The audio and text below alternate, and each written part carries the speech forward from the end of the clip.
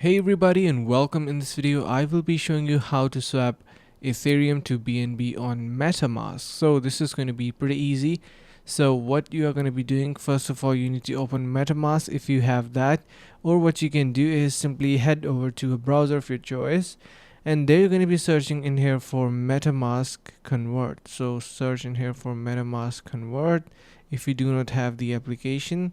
So it is pretty easy. You can see effortless crypto swapping. Simply click onto this option, and once you do, you will be directed towards their swapping section. So what is suggested is you simply choose your application and download it. So it is also free of charge, so you do not need to worry about that as well. So all you need to do here is now connect your wallet and get started. So that's how basically you can do that. And if you have any questions, let us know in the comments below.